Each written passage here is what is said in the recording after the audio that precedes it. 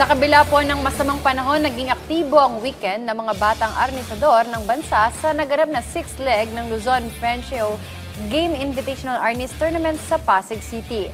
Para sa detalye, narito ang report ni Paolo Salamati.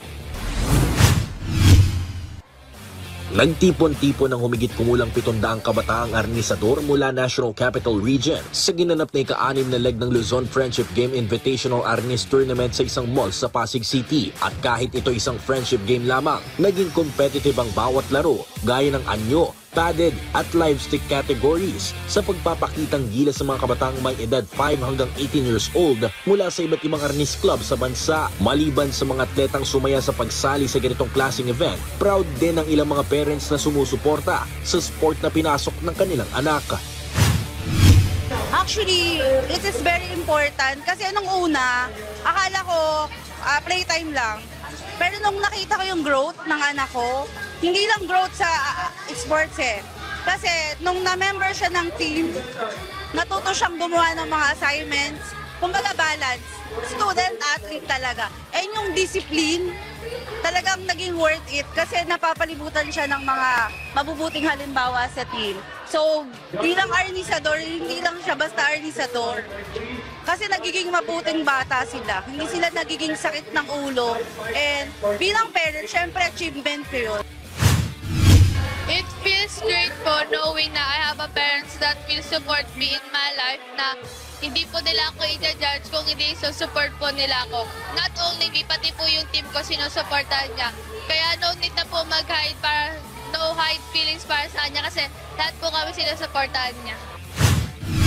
Ganito rin ang reaksyon ng isa pang parent mula Antipolo City na anilay personal mong makikita ang magandang pagbabago sa isang bata pagdating sa disiplina kapag pinasok sa ganitong klaseng sport.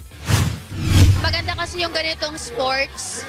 Unang-una, yung anak ko na disiplina. Marunong na siyang gumising ng sarili niyang oras. Hindi nabababad sa mga cellphone, gadgets. At the same time po, mentally and then physically healthy yung anak ko. Kaya mas gusto ko yung mga ganitong sports para sa anak ko. Masaya po ako dahil sa larong atin na to.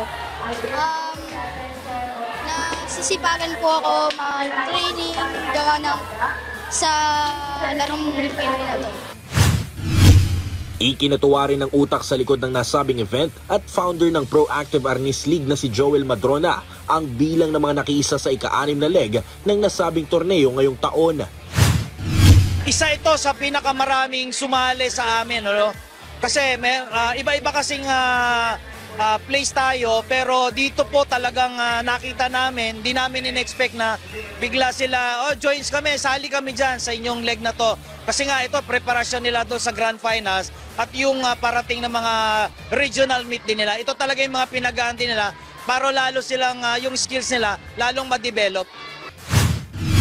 Malaking bagay ang pagsasagawa ng mga ganitong klaseng torneo para sa mga kabataang atleta na may layuning maipakita ang kanilang talento, magkaroon ng kaalaman sa martial arts at sa asam na mairepresenta ang bansa balang araw sa international stage. Paolo Salamatin para sa Atletang Pilipino para sa Bagong Pilipinas.